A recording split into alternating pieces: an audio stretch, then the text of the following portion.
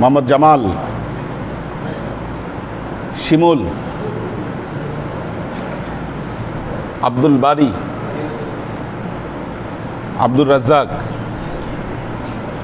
কাউসার আলম আলাল, আমিনুল ইসলাম বাপ্পি, মাকসুদুল আনাম, জাফর আহমেদ, মাহমুদুজ্জামান, মোহাম্মদ জসিম।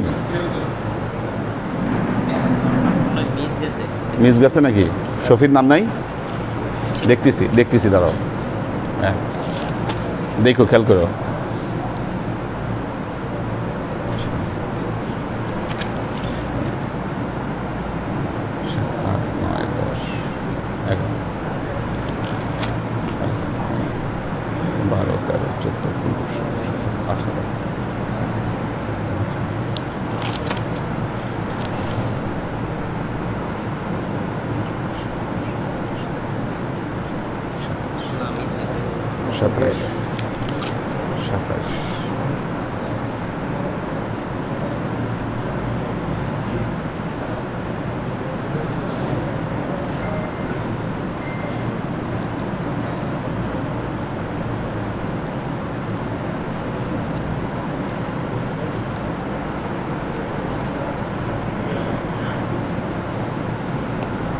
জি মহিউদ্দিন ভাই বক্তব্য রাখেন।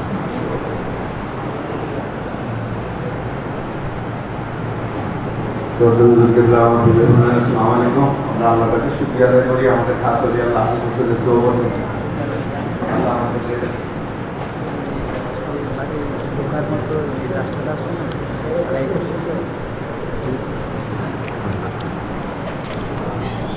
আল্লাহ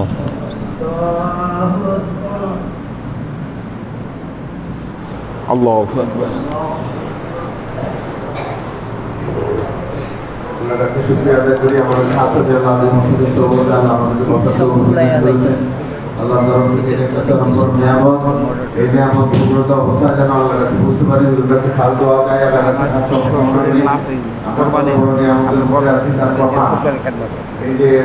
এই যে ইয়ার ওনার শ্বশুরের কোরবানির বড় গরু খেদমত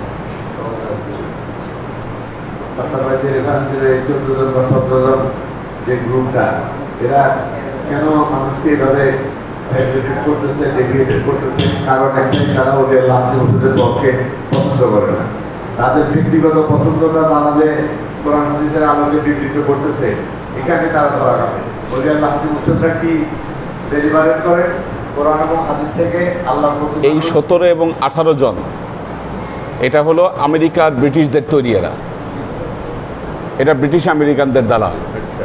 এদেরকে স্কলারশিপ দিয়ে নিয়ে যাওয়া হয়েছে, পড়াশোনা করানো হয়েছে, হয়ে ছেড়ে দিচ্ছে, এবং যত রকম তাদেরকে প্যাট্রোনাইজ করা, ফান্ড দেওয়া, সব কিছু ওখান থেকে আসতেছে। হ্যাঁ, এবং মিডিয়াকে কিভাবে তারা ব্যবহার করবে এই বিষয়ে তারা স্পেশালভাবে তারা ট্রেনিং নিয়েই তারা আসছে, এবং অলরেডি তারা জায়গা দখল করে ফেলছে এই জায়গাগুলো। এবং এই যে বিভ্রান্তমূলক কাজ হচ্ছে, বিভ্রান্তমূলক বক্তব্য ছেড়ে দেওয়া। হ্যাঁ হ্যাঁ, এরাই করছে। Right right right. হ্যাঁ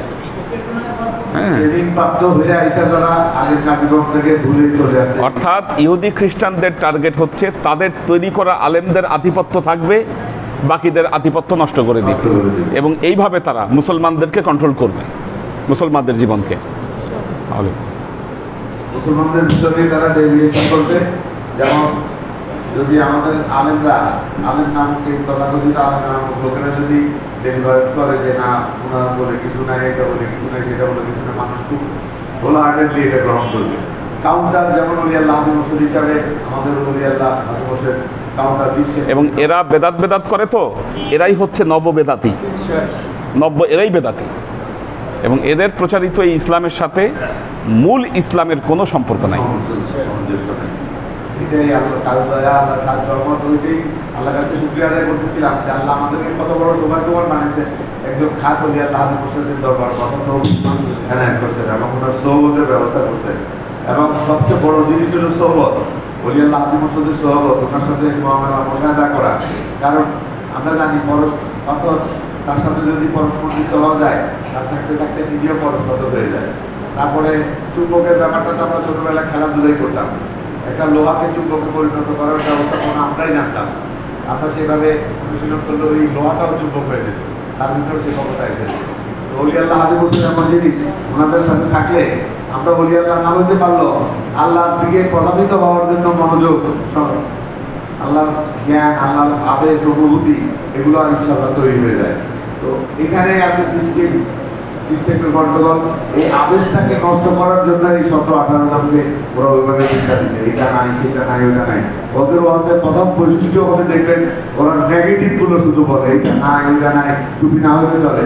টুপির ব্যাপারে আমি হুজুরের একটা শিক্ষা দিই, টুপি ছাড়া মাঝে মাঝে আপনি বাসায় নামাজ পড়তে দাঁড়ায় যেতে মনে যায়, মানে সরকার বলে যে টুপি আর কি দরকার বড়, তখনই মনে হয় হুজুরের কথাটা। হুজুর বলছেন টুপি ছাড়া নামাজ পড়া একটা বেয়াদব।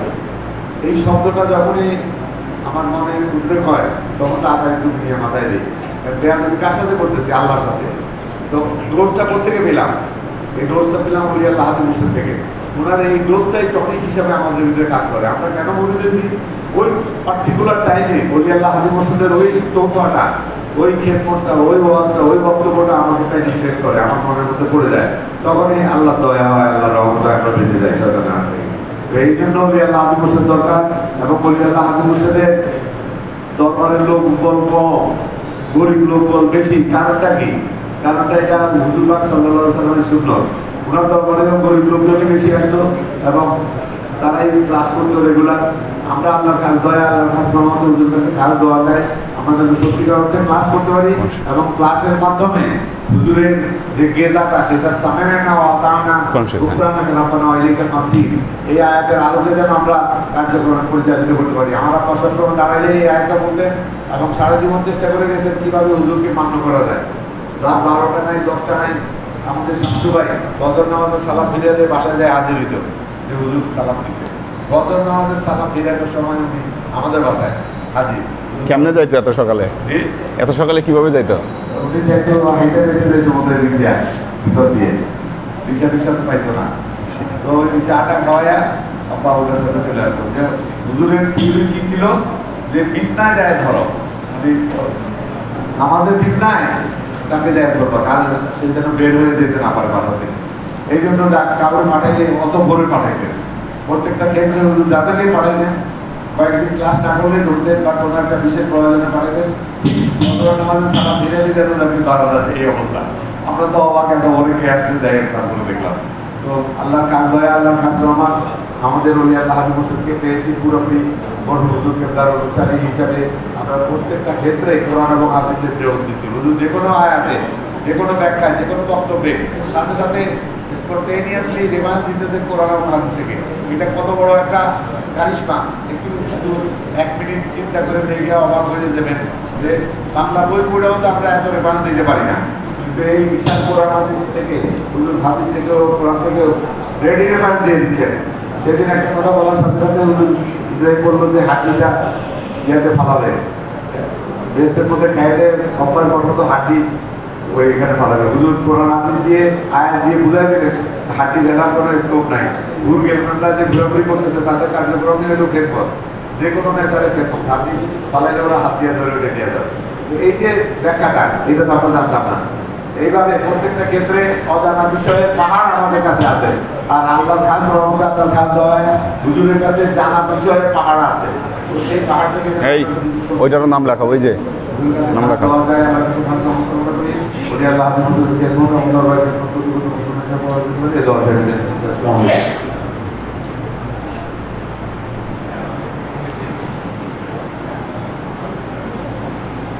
الحمد لله نحمده ونستعينه ونستغفره ونؤمن به ونتوكل عليه ونعوذ بالله من شرور أنفسنا ومن سيئات أعمالنا من يهد الله فهو المهتدي ومن يضلل فلن تجد له وليا مرشدا فنشهد أن لا إله إلا الله وحده لا شريك له ونشهد أن سيدنا وسندنا ونبينا محمدا صلى الله عليه وسلم الذي أرسله الله بالحق بشيرا ونذيرا وداعيا إلى الله بإذنه وسراجا منيرا وقال الله تعالى في كلامه المجيد وفرقانه الحميد ما كان محمد أبا أحد من رجالكم ولكن رسول الله وخاتم النبيين وكان الله بكل شيء عليما إن الله وملائكته يصلون على النبي يا أيها الذين آمنوا صلوا عليه وسلموا تسليما صلى الله على محمد صلى الله عليه وسلم صلى الله على محمد صلى الله عليه وسلم صلى الله على محمد صلى الله عليه وسلم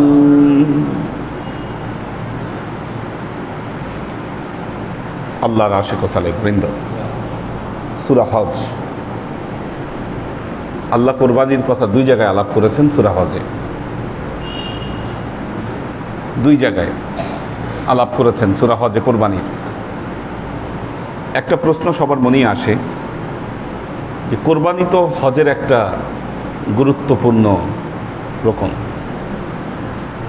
তাহলে এই কোরবানি কি শুধু হাজিদের জন্যই ফরজ ওয়াজিব, না আম মুসলমান সামর্থ্যবান মুসলমানদের উপর ওয়াজিব? এই কোশ্চেনটি দাঁড়ায়। মুসলমানদের মধ্যে কিছু কিছু গ্রুপ তারা এই মত দিয়েছেন যে এই কোরবানি শুধুমাত্র যারা হাজি তাদের জন্য ওয়াজিব। এই জন্য তারা কি করেন? কোরবানি করেন না। মুসলমানদের একটা কমিউনিটি আছে, তারা এটাতে বিশ্বাস করে।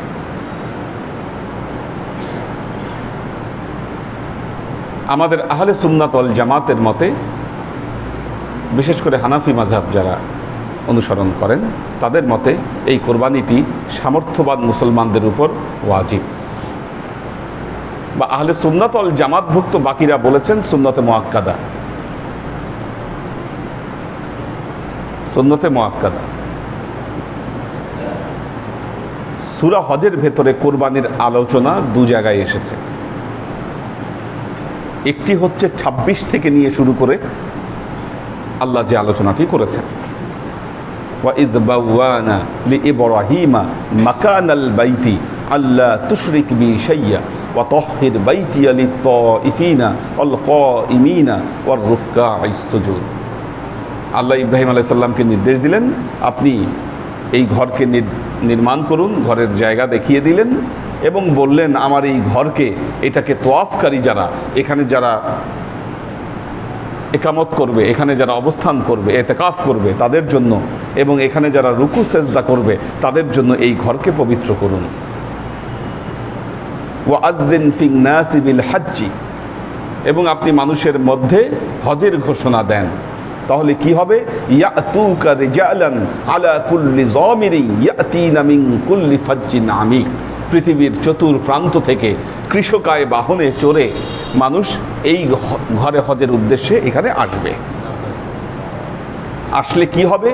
লিয়াশহাদু মানাফিআ লাহুম, তারা তাদের উপকারী যে জিনিসগুলো রয়েছে এগুলোকে তারা দেখতে পাবে। ওয়ায়াযকুরু ইসমাল্লাহি ফি আইয়ামিন মা'লুমাতিন, নির্দিষ্ট দিনগুলোতে আল্লাহর নাম উচ্চারণ করে আলা মা রাযাকাহুম মিন বাহিমাতিল আনআম, তারা কি করবে? একটা পশু তারা কোরবানি করতে পারবে। ফাকুলু মিনহা ওয়া আত'ইমুল বাইসাল ফাকির। আল্লাহ বললেন এখান থেকে তোমরা খাও এবং যারা ফকির, যারা অভাবগ্রস্ত তাদেরকে খাওয়াও। এটা কত নম্বর আয়াত? 27 নম্বর আয়াতে আল্লাহ বলছেন সূরা হজের। এটা একেবারে হজে যে কোরবানি হয় সেই ব্যাপারে এই মাসলা মাসেল আলোচনা করেছে। কারণ এটার পর আল্লাহ বলছেন সুম্মা লিয়াকদু তাফাসাহুম ওয়াল ইউফু নুজুরাহুম ওয়াল ইয়াতাওয়াফু বিল বাইতিল আতীক। আল্লাহ বলছেন এরপর কি করো? সুম্মা লিয়াকদু তাফাসাহুম, ময়লাগুলোকে পরিষ্কার করো, ওয়াল ইউফু নুজুরাহুম, তোমাদের নজর পূর্ণ করো,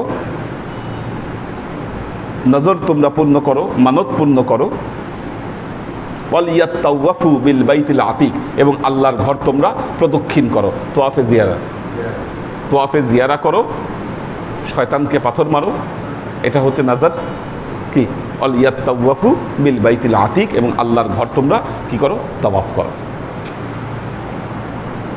কাজে এটা হজের কোরবানি। এরপর আল্লাহ বলছেন যালিকা ওয়া ইউআজ্জিমু হুরুমাতিল্লাহি ফাহুয়া খায়রুল লাহু, যারা আল্লাহর যে আজমত হুরুমাতকে যারা সম্মান জানাবে এটা তাদের জন্য উত্তম। উহিল্লাত লাকুমুল আনআমু ইল্লা মা ইতলা আলাইকুম, চতুষ্পদ জন্তু তোমাদের জন্য হালাল করা হয়েছে, হ্যাঁ, তবে যেগুলো আল্লাহ কোরআনে উল্লেখ করেছেন আয়াত নাজিল করে এগুলো আমাদের খাওয়া যাবে না। চতুষ্পদ জন্তু, কুকুরও তো চতুষ্পদ, গৃহপালিত, শুয়োর কুকুর চতুষ্পদ গৃহপালিত, কিন্তু আল্লাহ কোরআনে আয়াত নাজিল করে এগুলোকে হারাম করে দিয়েছে, এগুলো খাওয়া যাবে না, কোরবানিও করা যাবে না। কিন্তু গৃহপালিত বাকি যে চতুষ্পদ জন্তু আছে এগুলো জায়েজ। সুন্নাহ হচ্ছে 4টা আমরা আলোচনা করেছি। ইল্লা মা ইতলা আলাইকুম ফাজতানিবুর রিজ্জা মিনাল আওসান ওয়াজতানিবু কাওলাস সু, মিথ্যা কথা থেকে দূরে থাকো এবং অপবিত্রতা থেকে তোমরা দূরে থাকো। হুনাফা লিল্লাহি গায়রা মুশরিকিনা ওয়া মান ইউশরিক বিল্লাহ ফাকাআন্নামা খাররা মিনাস সামাই ফায়াখতাফুহু আত-তায়রু আও তাহবি বিহির রিহু ফি মাকানিন সাহিক।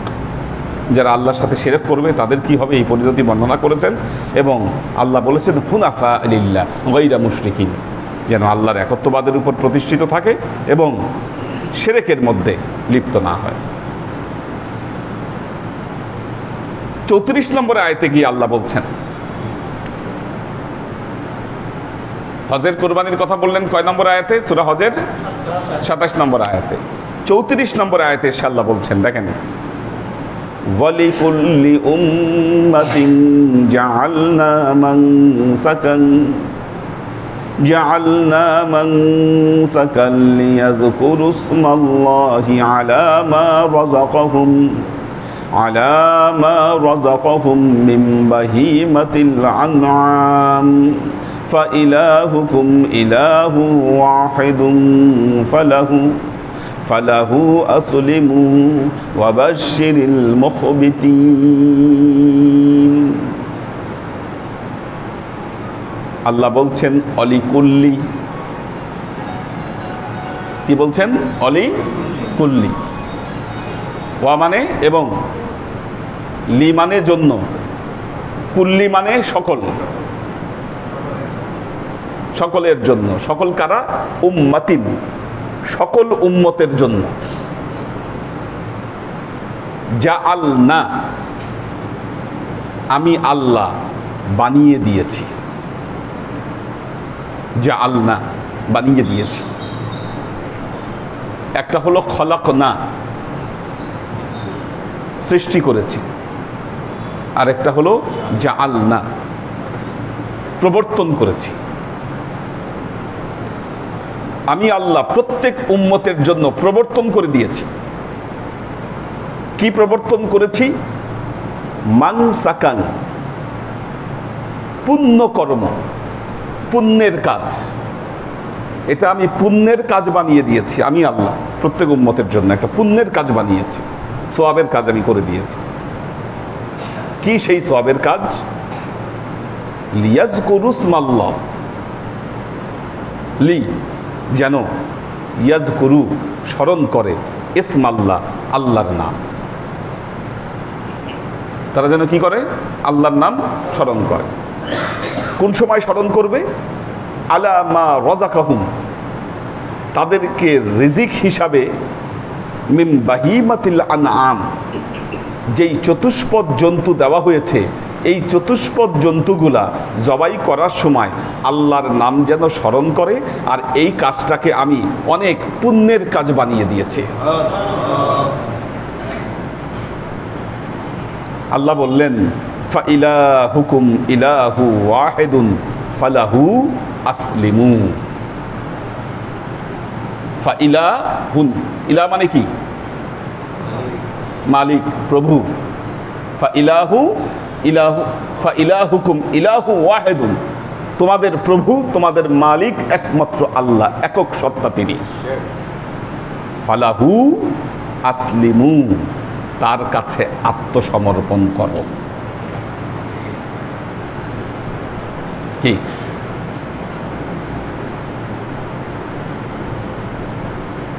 বুদ্ধিজীবী, বুদ্ধিজীবী মানে কি? যারা বুদ্ধি বিক্রি করে খায়। বুদ্ধিজীবীরা বলতেছে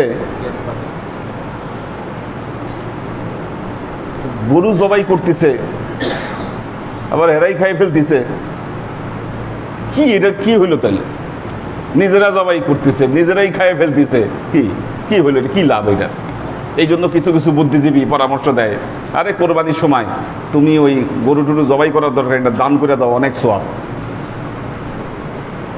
নামাজ নাই, রোজা নাই, ধর্মের সাথে কোনো সম্পর্ক নাই, বলতেছে বহুত সওয়াব। আর কোরবানির সময় আসলে ওনারা এই কাজ করে। কি করে? ওই টাকা দান করে দেয়।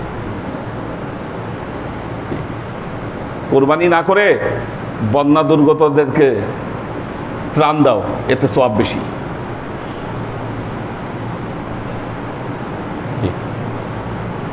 করোনার সময় বলেছে কোরবানির দরকার নাই, বরং এইটা দিয়ে করোনাদেরকে সাহায্য করো। মানবতা। কি আল্লাহ কি বলেছেন? ইলাহু ইলাহুকুম ইলাহু ওয়াহিদুন ফালাহু আসলিমু, তোমাদের সত্তা, তোমাদের প্রভু একক আল্লাহ তাআলা, তার কাছে কি করো? তার আদেশের কাছে আত্মসমর্পণ করো। আর যারা আল্লাহর আদেশের কাছে আত্মসমর্পণ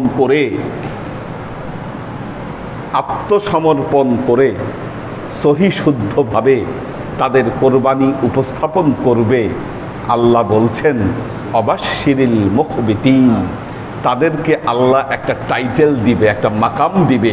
এই মাকামের নাম হচ্ছে মুখবিতিন। মুমিন আছে, মুসলিম আছে, মুত্তাকি আছে, পবিত্র কোরআনে মুহসিন আছে। এইটার ডেফিনেশন আল্লাহ পবিত্র কোরআনের বিভিন্ন জায়গায় বর্ণনা করেছেন। এগুলো হচ্ছে এক একটা মাকাম।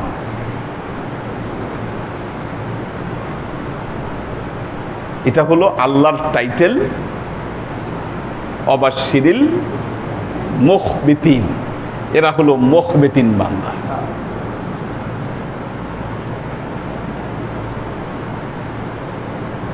আপনি মুখবিতিনদেরকে সুসংবাদ দান করেন।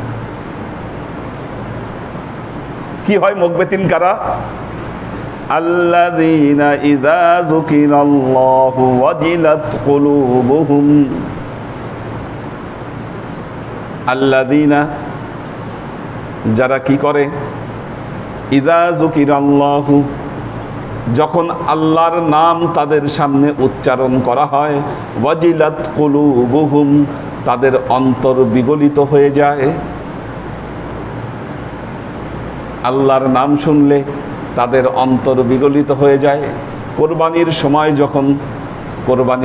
যখন কোরবানির পশুর গলায় ছুরি চালিয়ে আল্লাহর নাম উচ্চারণ করা হয়, তাদের অন্তর বিগলিত হয়ে যায়। ওয়াস-সাবিরিনা আলা মা আসাবাহুম, আর কি করে? অসবিরিনা, তারা সবর করে, আলা মা আসাবাহুম, তাদের উপরে যাই আসুক না কেন বিপদ আপদ, তারা এই অবস্থার উপর সবর করে। ওয়াল মুকিমিস সালাতা, নামাজ আদায় করে। ওয়া মিম্মা রাযাকনাহুম ইউনফিকুন, আর আল্লাহ তাদেরকে যে রিজিক দিয়েছে এই রিজিক থেকে তারা ব্যয় করে। এখন দেখেন, কোরবানি করতে গিয়ে আপনি কি করতেছেন? আল্লাযীনা ইযা যুকিরাল্লাহ, কোরবানির মাধ্যমে আল্লাহর নাম উচ্চারণ করা হচ্ছে। ওয়াস-সাবিরিনা আলা মা আসাবাহুম, কোরবানির পুরাটাই একটা সবর। কি? পুরাটাই একটা সবর। বিশেষ করে দরবারে যারা কোরবানি দিবেন, এটা পুরাই তার পুরা দিনটাই হচ্ছে তাদের সবর।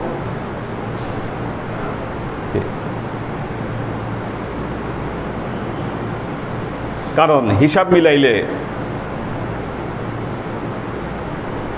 অনেকেই মনে করেন মুরিদরা দরবারে কোরবানি দেওয়া লস প্রজেক্ট, হুজুরের কাছে আনলে কোরবানি দেওয়া এটা ভেজাল, সব দিক থেকে লস।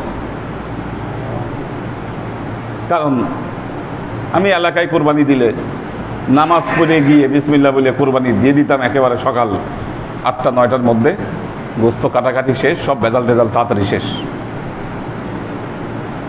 কিন্তু এইখানে কোরবানি দিলে কখন কোরবানি হবে আর কখন কোরবানি, আমাদের শহীদুল ইসলাম শহীদ ভাই কোরবানি উচ্চার, কখন কোরবানি হবে আর কখন কি হবে, কি এটার কোনো ঠিক ঠিকানা নাই। ঠিক ঠিকানা নাই এখানে, বুঝলি? লস।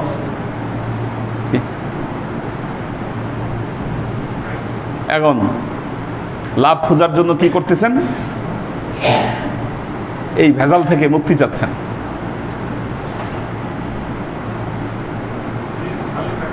হ্যাঁ হ্যাঁ, উনি বলছে ফ্রিজ খালি, ফ্রিজও খালি থাকে, সমস্যা হলো এটা। কিন্তু তাহলে সবরের পরীক্ষা আপনি কি দিলেন বলেন? অসবিরিনা আলা মা আসাবাহুম, তাদের উপরে যাই অবস্থা আসে না কেন তারা সবর করে।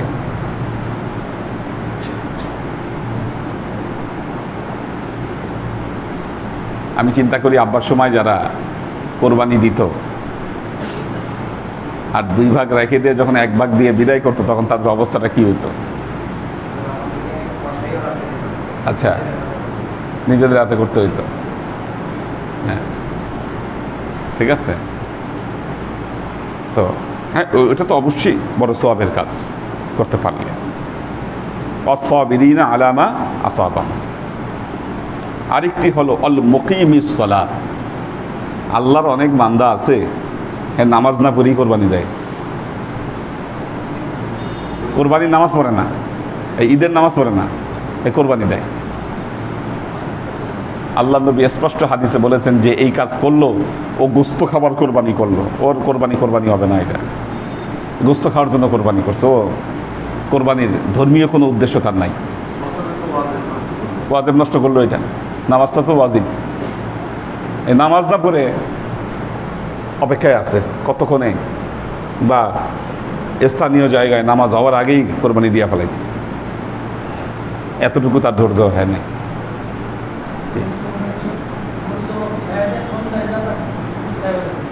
কি আনন্দের ব্যাপার! আর মিয়া কই গেছো, এখন তোমাকে কাটাকাটি শেষ নেই, আমরা গোস্ত খাইয়া লাইছি।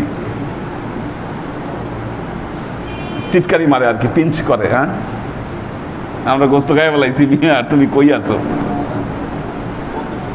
হ্যাঁ, আল মুকিমিস সালাতা ওয়া মিম্মা রাযাকনাহুম ইউনফিকুন। দেখেন, আলা মা রাযাকাহুম, এটার সাথে অমিম্মা রাযাকনাহুম মিলান। কি? আলা মা রাযাকাহুম, আর এখানে অমিম্মা রাযাকনাহুম, দুইটা মিলে কিনা? রাযাকাহুম, এই রিজিকটা কি? বাহিমাতুল আনআম, কি রিজিক হিসাবে যে বাহিমাতুল আনআম দিয়েছে, এটাকে কি করে? অমিম্মা রাযাকনাহুম ইউনফিকুন, আল্লাহ যে রিজিকটা দিছিল এটা কি করে? এরা বিলায় দেয়, ফ্রিজে রাখে না, বিলায় দেয়। এখন যদি মাসলা জিজ্ঞাসা করেন, হুজুর ফ্রিজে রাখা কি যাবে না? মাসলায় তো আপনি বলতে পারবেন না যাবে না, অবশ্যই যাবে, যাবে।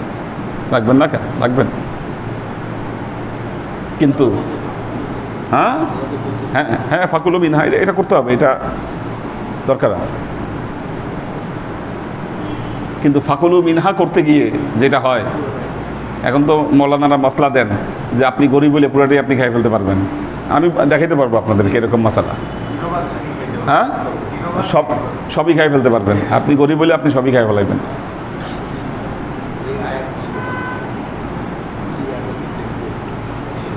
সর্বভুক হলে মুখ বেতিন হওয়া যাবে না। সব খাই ফেলছেন, মুখ বেতিন হওয়া যাবে না, এটা মুখ বেতিনের চরিত্র না।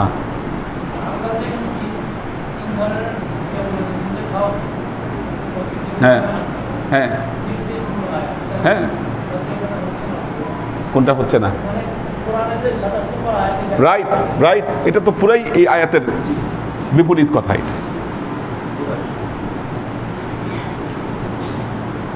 ফাকুলু মিনহা, এটা তো জায়েজ অর্থে যে খাও। নবীদের সাহাবীদের ক্যারেক্টার কি ছিল বা ওই সময় কি করতো, দিস ইজ দ্য ফ্যাক্ট। ওনারা কি সবই খেয়ে ফেলতো না অধিকাংশই বিলাই দিত? This is the fact. সবই খাইতো না অধিকাংশ বিলাইতো?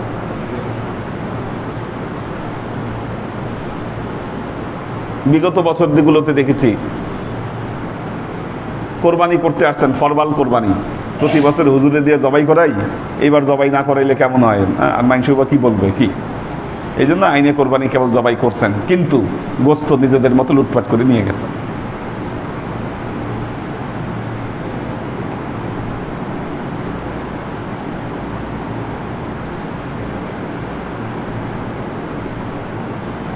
এই সমস্ত কোরবানি আমাদের দরকার নেই, বলেছি এর আগে।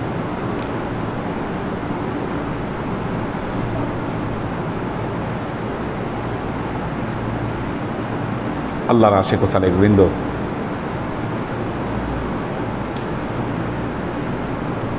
والبدن جعلناها لكم من شعائر الله والبدن, কোরবানির জন্য যে নির্দিষ্ট পশু, এটাকে বুদনা বলা হচ্ছে। বুদনা, এই বুদনা সম্পর্কে অনেক তাফসীর এসেছে। কেউ কেউ বলেছেন উট, কেউ কেউ বলেছেন হৃষ্টপুষ্ট পশু বা কোরবানির জন্য নির্ধারিত যে পশু। আগে কোরবানির ট্র্যাডিশন হচ্ছে কোরবানির জন্য যে পশু নির্দিষ্ট হতো গলায় মালা পরায় দিত। কোরবানির জন্য নির্দিষ্ট পশুর গলায় মালা পরায় দিত, মানুষ তখন বুঝতো যে এটা কোরবানির পশু। ওইটাকে কেউ আর মালা পরায় দিত। এখন কিন্তু ট্র্যাডিশন উঠে যাচ্ছে, আস্তে আস্তে ট্র্যাডিশন উঠে যাচ্ছে। অনেক জায়গায় দেখবেন আল্লাহর নামে গরু ছেড়ে দেয়, ওই গরুর গলায় কোনো দড়িও থাকে না, রশিও থাকে না, আল্লাহর নামে ছেড়ে দিছে গরু। ইন্ডিয়ায় ভগবানের নামে ছেড়ে দেয়, ইন্ডিয়া তো খুব বেশি অ্যাভেলেবেল। এটা আমি বাংলাদেশের সিলেট এলাকায় দেখেছি। হ্যাঁ, সিলেট, ফরিদপুর, বেশ কিছু জায়গায় আছে এরকম। দেখবেন বাজারে ঘুরে বেড়াচ্ছে গরু, গলায় কিছু নাই, ও বাজারে গিয়ে খাচ্ছে, এখানে খাচ্ছে, ওখানে খাচ্ছে, আল্লাহর নামে গরু ছেড়ে দিচ্ছে। এখন তো বাংলাদেশে গরু চোর বেড়ে গেছে, মাঝে মধ্যে এগুলো চুরি করে নিয়ে গিয়ে খেয়ে ফেলে। ইন্ডিয়ায় খুব বেশি এটা, প্রায় দেখবেন লেজ নাড়তিছে, হাঁটতিছে, খাচ্ছে, কেউ আবার ওখানে আবার কেউ কিছু বলে না। এগুলা গরুরে গোস্ত, ওয়াল বুদনা কোরবানির জন্য যে নির্দিষ্ট পশু, জাআলনা লাকুম মিন শাআইরিল্লাহ, আল্লাহ বলছেন এটাকে আমি তোমাদের জন্য আল্লাহর নিদর্শন বানিয়ে দিয়েছি। আল্লাহ বলছেন ইন্নাস সাফা ওয়াল মারওয়াতা মিন শাআইরিল্লাহ, নিশ্চয়ই সাফা এবং মারওয়া আল্লাহর নিদর্শনের অন্তর্ভুক্ত।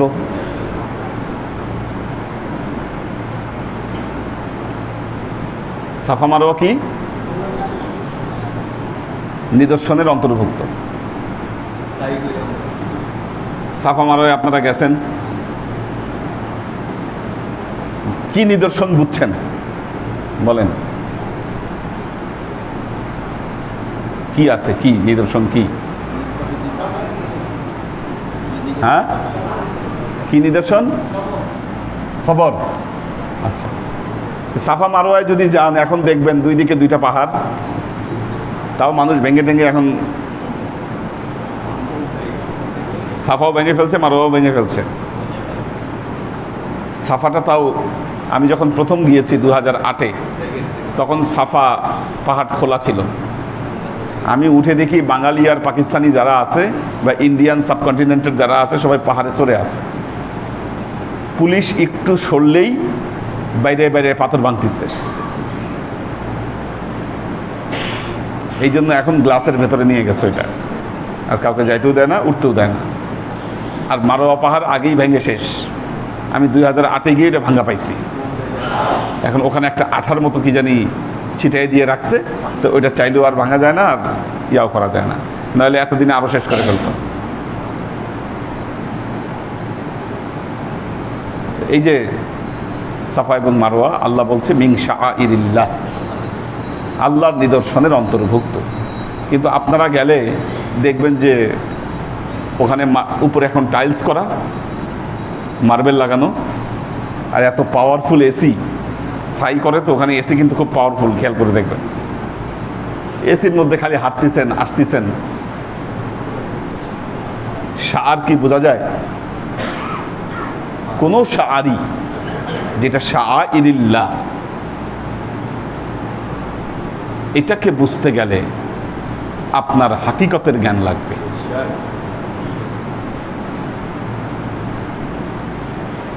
কিসের জ্ঞান লাগবে? হকিকতের জ্ঞান লাগবে। আল্লাহ নবী বলেছেন, যা আমি বলি তা শরিয়ত,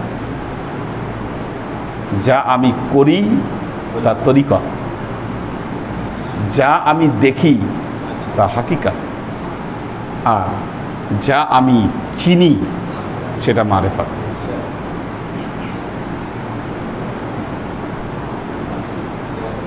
একটু আগে একটা ওয়েব নিয়ারে ছিলাম, যেটার উপস্থাপনা করলাম। দর্শন বিভাগের প্রফেসর আনিসুজ্জামান উনি প্রধান অতিথি ছিলেন। উনি বক্তব্যে বললেন যে এক লোক, সে টয়লেট করতে পারে না। পারছে না কেন? ও যেখানেই যাচ্ছে খালি আল্লাহর জিকির শুনে, দেখে গাছপালা সব কিছু আল্লাহর জিকির করে, টয়লেটে সে যেতে পারতেছে না এই অবস্থায়। পরে যখন তার মোর্শেদকে জানিয়েছে, তখন সে তার রুহানি তাওয়াজ্জু দিয়ে এই অবস্থা থেকে তাকে মুক্ত করে দিয়েছে। কোরআন সাক্ষী দিচ্ছে, সাব্বাহা লিল্লাহি মা ফিস সামাওয়াতি ওয়া মা ফিল আরদি ওয়া হুয়াল আসিজুল হাকীম। আসমান জমিনের সব কিছু আল্লাহর জিকির করতেছে। এখন ওই লোকের কাছে এই হাকিকত উন্মুক্ত হয়েছে বলেই সে দেখতে পাচ্ছে গাছ জিকির করতেছে, পানি জিকির করতেছে, সব আল্লাহর জিকির করতেছে। কি এটা তো সবার কাছে এই জিনিস উন্মুক্ত হবে না, একমাত্র যার কাছে হাকিকত উন্মুক্ত হবে। কোরবানির পশুর হাকিকত যদি আপনার কাছে উন্মুক্ত হয়ে যেত, আপনি কোরবানি করতে পারতেন না। আপনি যদি দেখেন যে কোরবানির গরু আল্লাহর জিকির করতেছে, কি মাথা খারাপ হয়ে যাবে আপনার? কি পারবেন? যদি দেখেন গোস্ত জিকির করতেছে, খাইতে পারবেন গোস্ত? পারবেন না। কোরবানির পশু যদি কথা বলে আপনার সাথে, কি পারবেন না? তো ইন্না সাফা ওয়াল মারওয়াতা মিন শাআইরিল্লাহ, সাফা মারওয়াকে আল্লাহ তার শাআর হিসাবে ঘোষণা করেছেন। কি হাকিকত আছে আল্লাহ ভালো জানেন। ঠিক তেমনি ওয়াল বুদনা জাআলনা লাকুম মিন শাআইরিল্লাহ, আল্লাহ বলছেন এই কোরবানির পশুকে আমি তোমাদের জন্য শাআর বানিয়ে দিয়েছি, এটা আমার নিদর্শন। এটাকে হাতাবা, জবাই করবা, কাটাকাটি করবা, যাই কিছু করো না কেন, আমার নিদর্শনের অন্তর্ভুক্ত এটা। সব কিছুতে বরকত।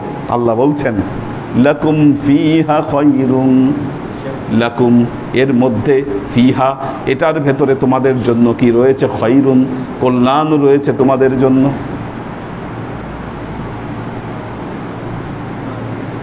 কোরবানির গোশত ভক্তি করে খাইলে, যদি ভক্তি করে খান, পরিমিত ভক্তি করে যদি খান, লাকুম ফিহা খায়রুন, আল্লাহ বলেছেন এটার ভেতরে তোমাদের কি রয়েছে, কল্যাণ রয়েছে।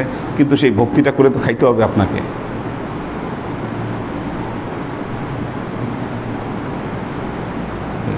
আদব সহকারে, ভক্তি সহকারে কোরবানির গোশত খাইতে হবে। হ্যাঁ, বেশি না, আপনি পরিমিত খাবেন। কুলু হালালান তাইয়্যিবা, হালাল হতে হবে, তাইয়্যিব হতে হবে সেই খাবারটা। যতটুকু আপনার স্যুট করে ততটুকু খাবেন আপনি, আর যতটুকুই খাবেন ভক্তি করে খাবেন, এই বিশ্বাস নিয়ে খাবেন যে এটা মিন শাআইরিল্লাহ, আল্লাহর শাআর এটা।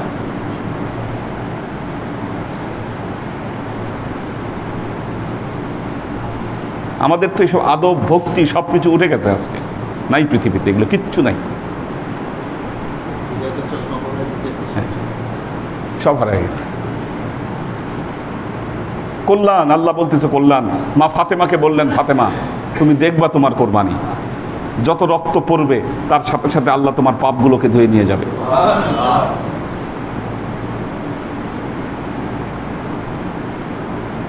কত মারাত্মক। দেখা যায় গরু চতুষ্পদ জন্তু, কিন্তু এটা শুধু গরু নয়, এটা চতুষ্পদ জন্তু নয়, এটা আমাদের জন্য অনেক কিছু, অনেক কিছু।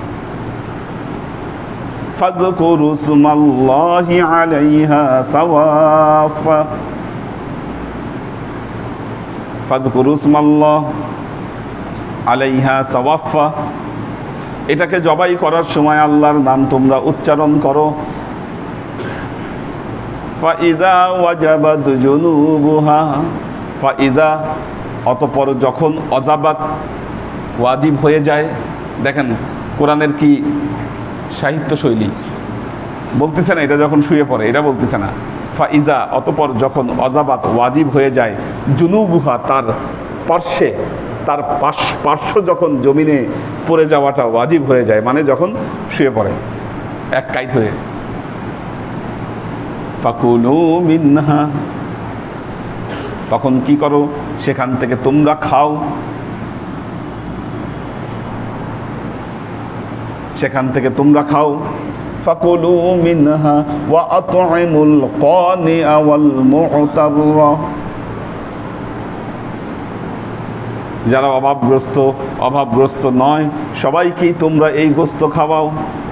কাযালিকা সাখখারনাহা লাকুম লাআল্লাকুম তাশকুরুন,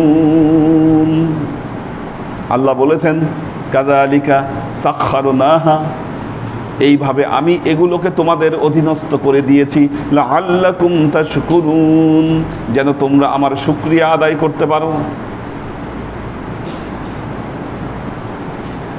একটা গরুর যা শক্তি, এর যে পাওয়ার শরীরে, হয় যদি বুঝতো। দেখেন একটা গরুর পাশে এক গরুকে কোরবানি দিয়ে দিয়েছেন, ওই কি করতেছে, লেজ নাড়াচ্ছে, দাঁড়ায় আছে। একটা মানুষের সামনে যদি আরেকটা মানুষকে যদি পাশে জবাই দিয়ে দিত, তাহলে মানুষের কি হইতো, জীবনের শেষ বিন্দু দিয়ে চেষ্টা করতো ওখান থেকে কিভাবে এসকেপ করা যায়। একটা গরু যদি তার এই সর্বস্ব দিয়ে খালি চেষ্টা করতো যে না আমি পালাই, আপনি ওরা ধরে রাখতে পারতেন না, ওই শক্তি তার গায়ে আছে। আল্লাহ কি করেছে, মানুষকে এমন বুদ্ধি দিয়েছে আর এগুলোকে অধীনস্থ করে দিয়েছে। আল্লাহ কথা বলছেন, কাযালিকা সাখখারনা লাকুম লাআল্লাকুম তাশকুরুন, যেন তোমরা আমার শুকরিয়া আদায় করতে পারো।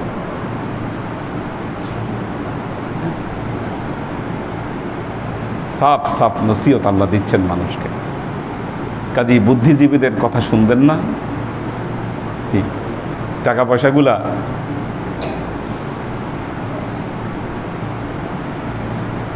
এদিক ওদিক দেও, কোরবানি করার চেয়ে এখানে দান করলে উত্তম, ওখানে দান করলে উত্তম, এটা শুনবেন না। আল্লাহ বলেছেন এটা একটা পুণ্য কর্ম আমি করেছি, আর আমার এই কথার উপরে তোমরা আত্মসমর্পণ করো। তাহলে কি হবেন, আল্লাহ আপনাদেরকে একটা টাইটেল দিবেন, মুখবেতিন। কোরবানির পর আপনারা মুখবেতিন হয়ে যাবেন, যার কোরবানি আল্লাহ কবুল করুন।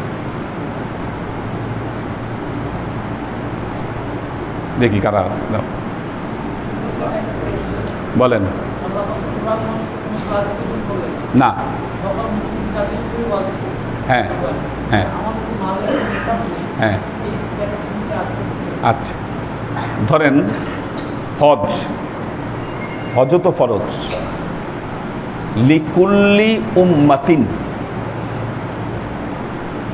প্রত্যেক উম্মত বলতে এখানে আয়াতটি আম, শুধু উম্মতে মুহাম্মাদি না, পূর্ববর্তী উম্মতের উপরেও আল্লাহ ফরজ করে দিয়েছেন। সেই অর্থে লিকুল্লি উম্মাত। কোরবানি শুরু হয়েছিল বাবা আদম আলাইহিস সালামের সময় থেকেই। বনি ইসরাইলও কোরবানি করেছিল বিভিন্ন সময়, যার বর্ণনা পবিত্র কোরআনে এসেছে। দেখবেন ভিন্ন ধর্মের লোকেরাও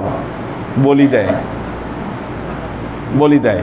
একমাত্র বৌদ্ধ ধর্ম তারা এখান থেকে বিরত আছে। কেন বিরত আছে? কারণ হিন্দু ধর্মের পরেই বৌদ্ধ ধর্মের উদ্ভব হয়েছিল। আর তখন এই ভারতবর্ষে কালী পূজার প্রবর্তন খুব বেড়েছিল। দুটো ব্যাপার ছিল এখানে। এক হচ্ছে কালী পূজা, কালীর নামে নরবলি দেওয়া হতো ভারতবর্ষে, আপনারা জানেন। মানুষ কোরবানি করতো, আল্লাহ মাফ করুক। দ্বিতীয়ত হলো শুধু নরবলি নয়, দ্বিতীয়ত যে জিনিসটা ছিল সেটা হলো ওই সতীদাহ প্রথা ছিল, ঠিক আছে? এই অবস্থা থেকে ফেরানোর জন্য তখন বুদ্ধদেব বলেছিলেন অহিংস পরম ধর্ম। মানুষের এইরকম মানব হত্যা এটা মহাপাপ, এই কথাটা এই জন্য এসেছে। তার মানে এই না যে গরু ছাগল কোরবানি করা যাবে না, উনি এই কথা বলেনও নাই।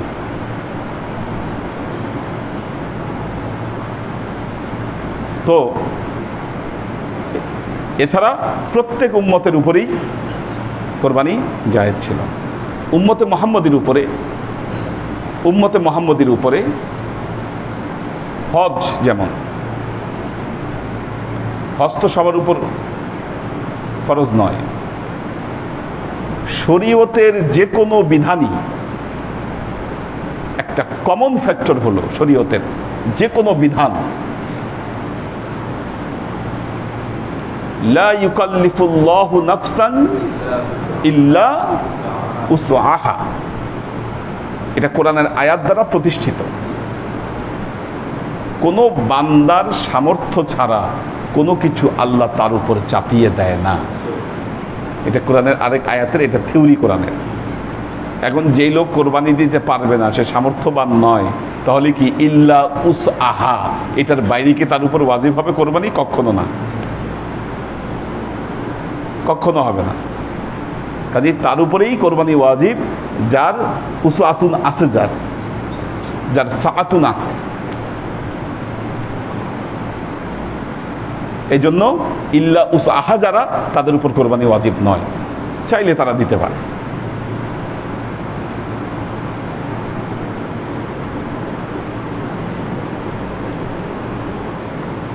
সুমাইয়া নুহিন দিশা, আমরিন শরীফ, এইচ.এম. মিল্টন, মোহাম্মদ মিজান, সুলতান মামুন, আনোয়ারা শরীফ, আলী, আমাদের হাসিব ভাই আছেন, পাখির ভেস, আমির হোসাইন,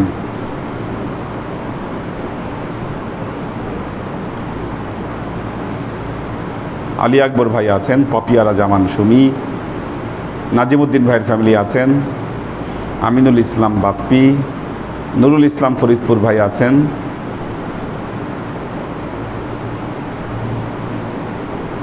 কবির হোসেন ডেন্টিস্টের কাছে গিয়েছে, এই জন্য আসতে পারেনি আজকে। A K Azad, H K Konok, Kamrul Anam, Amina Wadud, Maksud Omar, Wasif Ahmed Jony, Abdul Bari, Syed Ittehadul Azmain, Luna Tabassum Lubna, আশেক মাহমুদ, ওমর শরীফ, রায়হান বিন জামিল বিন জায়নাল, মাকসুদ ওমর উনি আছেন। ঝুমকার আমার অবস্থা ভালো আছে, আগের চেয়ে জানিয়েছেন। আব্দুস সালাম আজাদ, ফারিজা ফাইরুজ,